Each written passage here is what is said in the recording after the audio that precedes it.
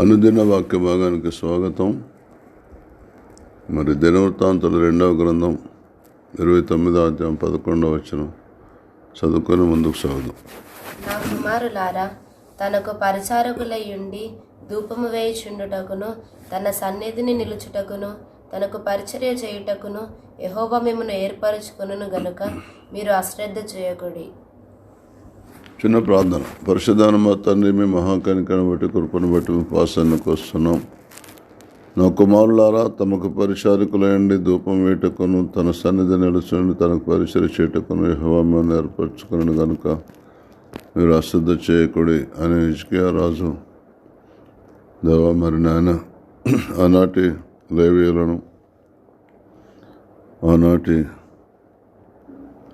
లేవీయులను మాత్రమే కాదు, మీ మహాకనికరను బట్టి దేవా ఆ యొక్క రాజుగారు ఇచ్చిన ఆజ్ఞ ప్రకారం మరి పరిచర్య చేయటానికి ఏర్పాటు చేసుకున్న యాజకులను మరి లేవీయులను పిలువనంపి తూర్పుగా ఉన్న రాజవీధిలో వారిని సమకూర్చి వారికి ఇలాగా ఆజ్ఞాపించను, లేవీయులారా నా మాట ఆలకించుడి. ఇప్పుడు మిమ్మల్ని మీరు ప్రతిష్ఠించుకొని మీ పితరుల దేవుడైన యెహోవా మందిరము ప్రతిష్ఠించి పరిశుద్ధ స్థలములో నుండి నిషిద్ధ వస్తువులన్నిటిని బయటికి తీసుకొని పోవుడి. మన పితరులు ద్రోహులై మన దేవుడైన యెహోవా దృష్టికి చెడు పనులు చెడు నడతలు నడిచి ఆయనను విసర్జించి ఆయన నివాస స్థలమునకు పెడముఖం పెట్టుకొని దానిని అలక్ష్యం చేశారు.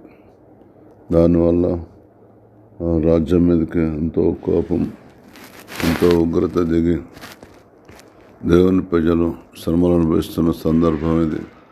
కనుక మీరు అశ్రద్ధ చేయక ఆయన పరిచర్య చేసేవారు మరి ఆయన సన్నిధిలో నిలిచి ఉండాలని, నిషిద్ధమైన వస్తువులని అన్నీ బయటికి తీసుకురావాలని, మన పితరులు అలా చేసి నష్టపోయారని, మీరు పరిచర్య చేసేవారు పరిచర్య చేయాలి, యాజకత్వం చేసేవారు యాజకత్వం చేయాలి, ఆయన సన్నిధిలో మీరు నిలబడి ఉండాలి. ఎప్పుడు అన్యజనుల ఆచారాలు పద్ధతులు అన్నీ నిషిద్ధం కనుక అవన్నిటికి దూరంగా ఉండండి హెచ్చరిక చేసిన దాన్ని బట్టి ఇప్పుడు మేము ధ్యానించుకోబోతున్నాం. మీ కృపతోడుగా ఉంచండి, సహాయం చేయమని వాక్య భావన సత్యాన్ని గ్రహించి ముందుకు సాగే భాగ్యమాలు ప్రతి ఒక్కరికి దయచేయమని యేసును ప్రార్థిస్తున్నాం తను. ఆమేన్. చూడండి, దేవుని యొక్క మహాకనికరం కృపం ఈరోజు ఈ అనుదిన వాక్య భాగ ధ్యానం. మన భారతదేశ పరిస్థితులు రోజులకు విషమిస్తున్నాయి. ఇప్పుడు కనుక క్రైస్తవులు అందరూ పరిచర్య చేసేవారు, అలాగే యాజకత్వం చేసేవారు, అనగా ప్రార్థన చేసేవారు, విజ్ఞాపన చేసేవారు, యాచన చేసేవారు మెలుకోకపోతే మరి ఆనాడు ఏం జరిగిందో దినవృత్తాంతాలు 2వ గ్రంథంలో 29వ అధ్యాయంలో అదే మన జీవితంలో కూడా జరగబోతుంది అని దేవుని ఆత్మ ద్వారా మీకు తేటగా తెలియజేస్తున్నా.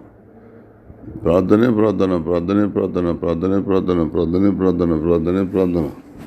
దేశం అంతా మారాలి, అపవాది క్రియలు లయపరచబడాలి. దేవుని జ్ఞానంతో ప్రజలు దేవుని వైపు తిరగాలి. దేవుని శక్తి ప్రభావం లోకంలో ప్రవహించాలి.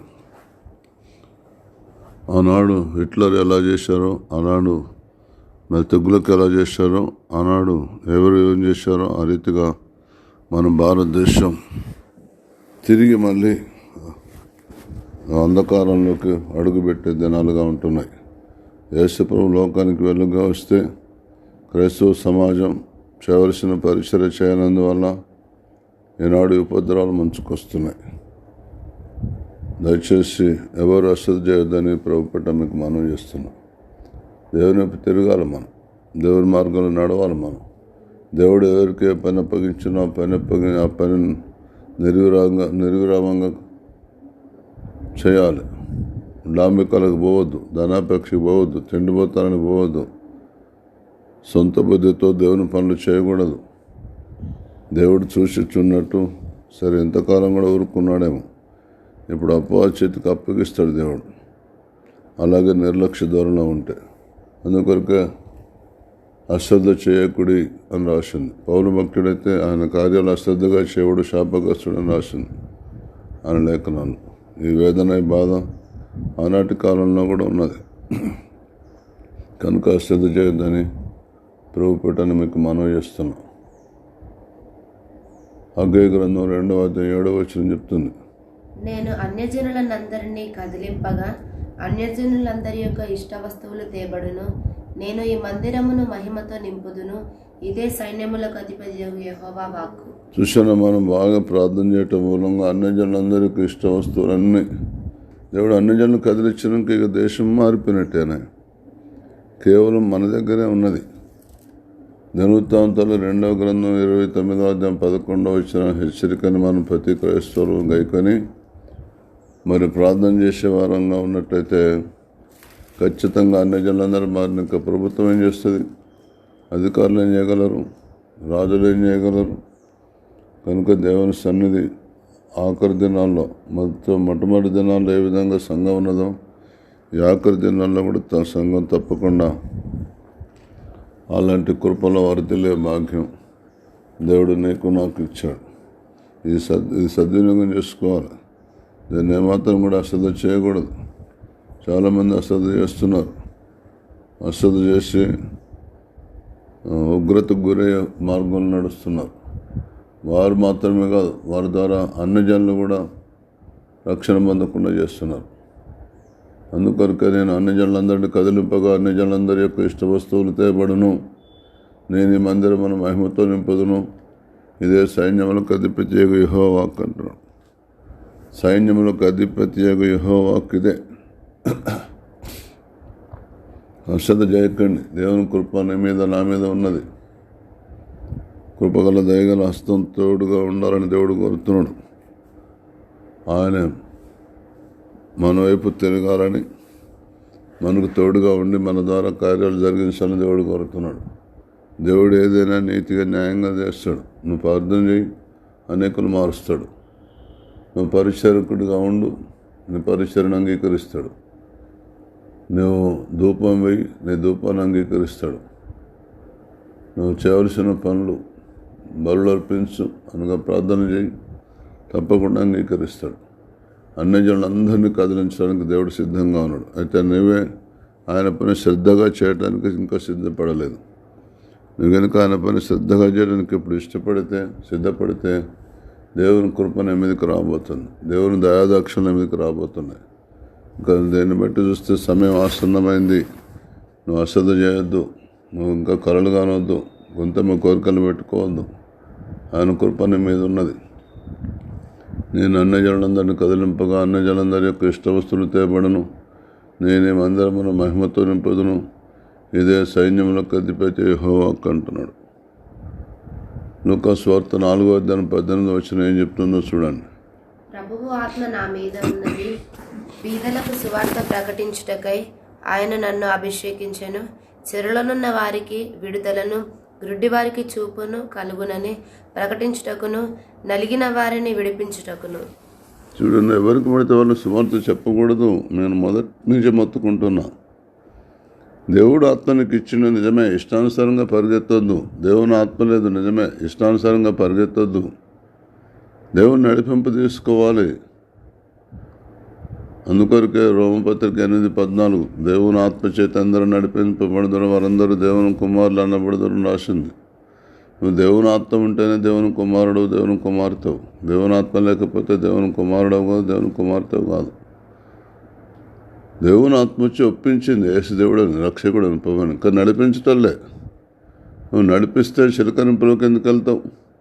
నువ్వు నడిపిస్తే ఇంకేదో తప్పుడు బాప్తిసంలోకి ఎందుకు వెళ్తావు? నువ్వు నడిపిస్తే, దేవుని ఆత్మ నడిపిస్తే బాప్తిస్మ ఇచ్చే వాని దగ్గరికి వేసిపోయినట్టు దేవుని చేత పంపబడిన దైవజన్ దగ్గరికి వస్తావు. ప్రభువాత్మ నా మీద ఉన్నది, బీదలకు సువార్త పెట్టించకై నన్ను అభిషేకించాను. నేను అభిషేకించింది ఇంట్లో కూర్చొని గోర్లు కొడుకుంటూ కూర్చోకుంటూ కాదు. నేను అభిషేకించింది ఇంకేదేదో దేవునికి పనులు అశ్రద్ధగా చేయటం కొరకు కాదు. నేను అభిషేకించింది బీదలకు సువార్త పెట్టించడానికి, చెరలో ఉన్న వారికి విడుదల కలగజేయటానికి, గుడ్డి వారికి చూపు కలగజేయటానికి, నలిగిన వారిని విడిపించడానికి నేను అభిషేకించుకున్నాడు. నీ మాట నలిగిన వారిని విడిపిస్తుంది. నీ మాట గుడ్డి వారికి చూపగల చేస్తుంది. నీ మాట చెరలో వారికి విడుదల చేస్తుంది. నీ మాట పేదలకు సువార్త ప్రకటిస్తుంది. అంత గొప్ప కృప, అంత మంచి పరిస్థితి నీకు దేవుడు పెడితే ఇక నువ్వేమో యెషయా గ్రంథం 1:19 ప్రకారం మీకు సమ్మతించి నా మాట వినిన యెడల మీరు భూమి యొక్క మంచి పదార్థములను అనుభవింతురు. భూమి మీద దేవుడు నీ కొరకు నా కొరకు ఎన్ని మంచి పదార్థాలు అంటే పేతురు నీడబడితేనే రోగులు బాగాను. ఇప్పుడు దవాఖానలో పోయి లక్షలు ఖర్చు పెట్టుకున్నా, కోట్లు ఖర్చు పెట్టుకున్నా బతకట్లే, కానీ అటే పరిగెత్తుతున్నారు అందరూ.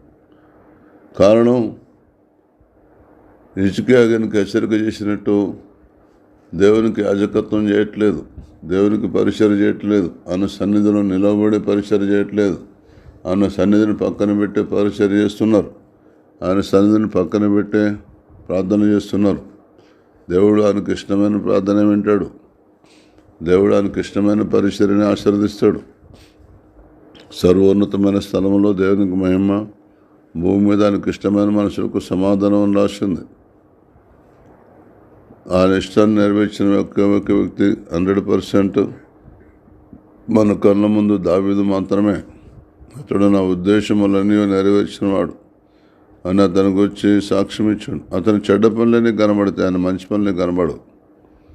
ఎందుకంటే ఒక సామెత ఉన్నది, పచ్చకామర్లోనికి లోకంతో పచ్చగా కనబడ్డట్టు. దావీదు 4 దిశలా ఆయన మీదకి యుద్ధానికి వస్తే అందరూ ఓడిపోయారు తెలుసా. దావీదు నువ్వు చిన్నగా అంచనా వేస్తున్నావు, తక్కువ అంచనా వేస్తున్నావు. గొలియాత్ అంటే ఏంది, సింహం అంటే ఏంది, ఎలుగుబంటి ఏంటిది, మరదే శరీరానుసారంగా మళ్ళీ రాజులు తన మీదకి వచ్చినప్పుడు, మనుషులు తన మీదకి వచ్చినప్పుడు దేవా మనుషులను మింగాలనుకుంటున్నారని మళ్ళీ దేవునికి అప్పగించటం ఏంటిది, నాతో వాద్యమాడి వారితో వాద్యమాడి దేవా అనటం ఏంటిది, నాతో పోరాడు వారితో పోరాడు దేవ అంటే అర్థం ఏంటిది. దావీదు దేవుని ఉద్దేశానుసారంగా ఏ విధంగా నడుచుకున్నాడో ఆ మాటలే సాక్ష్యం ఇస్తున్నాయి. యెహోవాని కోపించదన్న గద్దింపుకొని ఉగ్రతను శిక్షింపకం అంటే ఏంటిది. దావీదును దేవుడు కోపగించలేదా, గద్దించలేదా, శిక్షించలేదా? నిన్నే గద్దిస్తున్నాడా, నిన్నే శిక్షిస్తున్నాడా, నిన్నే ఇబ్బంది పెడుతున్నాడా దేవుడు? ప్రభు ఆత్మ నీ మీదకి ఎందుకు వచ్చింది చెప్పి, నీ సొంత పనులు చేసుకోవడానిక? ఉప్పులు, పప్పులు, ఎల్లిపాయలు, నూనెలు, బియ్యం, మటన్, చికెన్ ఇవాళ ఏముండాలి, పేతురు వచ్చారు ఏముండాలి, ఇలా మటన్ తెచ్చుకుందామా, చికెన్ తెచ్చుకుందామా అని ప్రోగ్రాంలో రాతి సంఘం 8,000 మంది ఒకే చోట పోగాయి రోజు పెళ్లి ఫంక్షన్ లాగా చేసుకుంటున్నారు అందరు. దేవుడు సంఘాన్ని చెదరగొచ్చిండు. అప్పుడు మేము ప్రార్థన అందరూ వాక్యపరిచింది ఎడతేయకుండా ఉంటాం. ఈ పని కొరకు మీలో నుంచి ఆత్మపూర్ణైన వారిని, మంచి పేరు తెచ్చుకున్న వారిని, నమ్మకస్తులైన వారిని 7 ఎన్నుకోండి, మేము 12 మందిని సువార్త పెట్టించాలని ఆ రోజు సువార్త చెప్పడానికి బయలుదేరారు అన్నట్టు ప్రజలు. కనుక సంఘాన్ని చెదరగొట్టిన దేవుడు ఇప్పుడు కూడా అదే పరిస్థితి రాబోతుంది. మీరు సుఖభోగాలు అనుభవించడంలో, డబ్బు సంపాదించుకుంటూ, ఆస్తిపస్తులు సంపాదించుకుంటంలో నిమగ్నమైతే అప్పుడు వచ్చిన పరిస్థితి ఇప్పుడు రాబోతున్నది. చల్లా చెదురు కాబోతున్న సంఘం. ఇప్పటికైనా మెలకువగా ఉండండి. మీరు బాగా ఏక మనసుతో ప్రతి సంఘం ప్రార్థన చేయండి, ప్రతి సంఘం పరిచర్య చేయండి. అన్ని జనులందరినీ దేవుడు కదిలించబోతున్నాడు. అన్ని జనులు ఇష్టవస్తువులన్నీ దేవుని మందిరానికి తీసుకురాబోతున్నారు. ఇది తప్పకుండా జరిగే కార్యం. కనుక దేవుని ఆత్మనిచ్చింది ఎందుకు? సువార్త పెట్టడానికి. ఎవరికి? బీదలకు. బీదలు లేరా భారతదేశంలో? భయంకరమైన దుస్థితి. భారతదేశంలో సువార్త పెట్టడానికి ఎంతో అనుకూలంగా ఉన్నది. ఎక్కడ చేస్తున్నానండి? అంత డాంబికాల వైపు, ధనాపేక్ష వైపు, తిండిపోతనం వైపు, స్వనీతి వైపు, దుర్నీతి వైపు, మాంత్రిక శక్తులతో పీడింపబడి దయ్యాలే పడుతున్నాయి హస్తాలను, విశ్వాసాలని. ఎలా పడతాయి ఎక్కడన్నా? ఎంత దుఃఖకరం. నాకు ఈ మాట చెప్పుకోవడానికి సిగ్గుసేటుగా ఉన్నది. ప్రభువాత్మ నా మీద ఉన్నది. అసలు వివేకంతో నడవనంత దయ్యపు సేవన. వివేకం సామెతలు 21:16 రాసింది. వివేక మార్గం విడిచి తిరుగుబాటు పేతల గుంపులో కాపురం ఉండను. దయ్యాలతోటి సంసారం చేస్తున్నారని అర్థం. ప్రతి క్రైస్తవుడు, వివేకం లేని ప్రతి క్రైస్తవుడు దయ్యాలతోటి కాపురం చేస్తుండు. జాగ్రత్తగా వినండి. మళ్ళీ 100 సార్లు చెప్పమంటే ఈ మాట చెప్తా. వివేకం లేని క్రైస్తవుడు, అపోస్తలుడు, ప్రవక్త, సువార్తికుడు, కాపరుడు, ఉపదేశకుడు దయ్యంతో కాపురం చేసిందంతో సమానం. దయ్యంతో కాపురం చేసుకుంటే సంఘం పరిశుద్ధంగా ఉండాలి, నీతిమంతులుగా ఉండాలి, శక్తిమంతులుగా ఉండాలి, అన్ని జనులందరినీ కదిలించే సంఘంలాగా ఉండాలంటే ఎట్లుంటుందండి? నీ దగ్గర వివేకం లేదు, నీ దగ్గర జ్ఞానం లేదు, నీ దగ్గర పరిశుద్ధత లేదు, నీ దగ్గర నీతి లేదు, న్యాయం లేదు, శ్రద్ధ లేదు.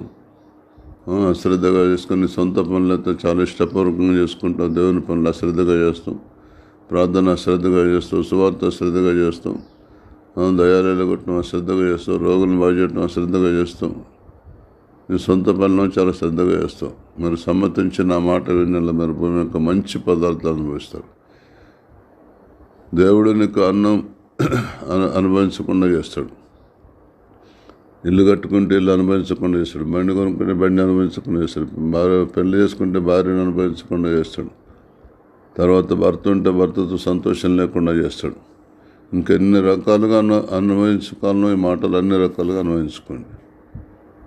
మీరు సమ్మతించే నా మాట విన్న భూమి యొక్క మంచి పదార్థాలు అపోస్తులు, ప్రవక్తలు, సువార్తకులు, కాపర్లు, ఉపదేశం, నీకు సంతోషకరమైన జీవితం, ఆనందకరమైన జీవితం దేవుడికి ఇవ్వడానికి ఇంతమందిని ఏర్పాటు చేశాను.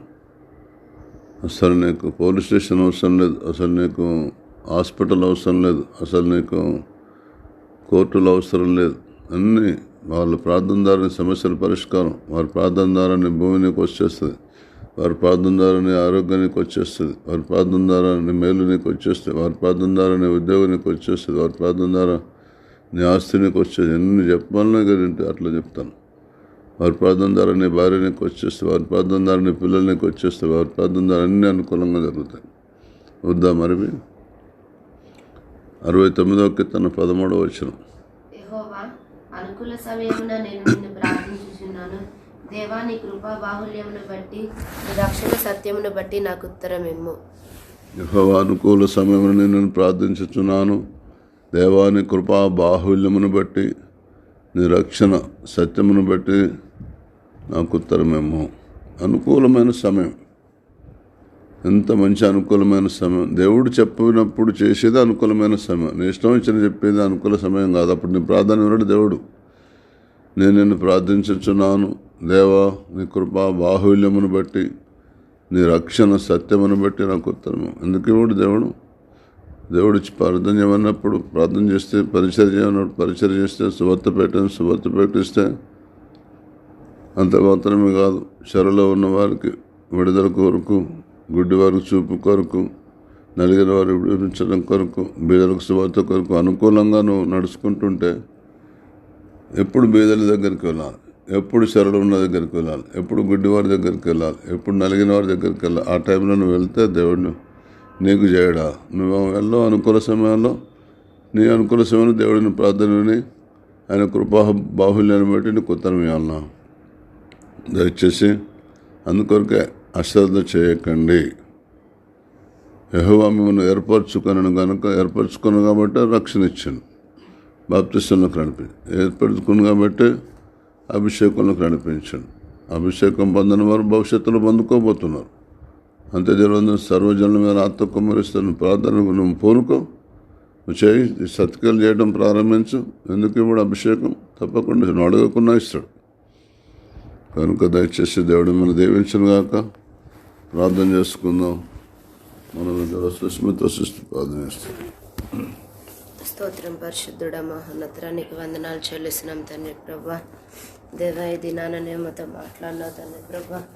దినవృత్తాంతం 2వ గ్రంథం 29:11 వచనం ద్వారా, నా కుమారులారా, తనకు పరిచారకుల ఎండు ధూపం వేచుటకును, తన సన్నిధి నిలుచుటకును, తనకు పరిచర్య చేయుటకును యెహోవా మిమ్మల్ని ఏర్పరచుకును కనుక మీరు అశ్రద్ధ చేయకూడదు అని. దేవా, అవును దేవా, ఈ దినాన నీవు మమ్మల్ని ఏర్పరచుకుంది దేవా. నీ సన్నిధిలో పరిచర్య చేయుటకు ప్రభా, యాజకులుగా దేవా నీకు ధూపం వేయటకును దేవా. అవును దేవా, యేసయ్య మాకు రక్షణ ఇచ్చావు తండ్రి దేవా. నిజంగా అవును ప్రభా, మమ్మల్ని ఏర్పరచుకున్నావు కనుక నీ చిత్తం దేవా మా ద్వారా నెరవేరుటకు. అవును దేవా, ఈ దినాన మమ్మల్ని ఏర్పరచుకున్నప్పటికీ నీవు ప్రభా. మేము అశ్రద్ధ చేస్తున్నాము దేవా, మమ్మల్ని క్షమించండి ప్రభా. అయ్యా నీకు వందనాలు దేవా, నీకు దేవా.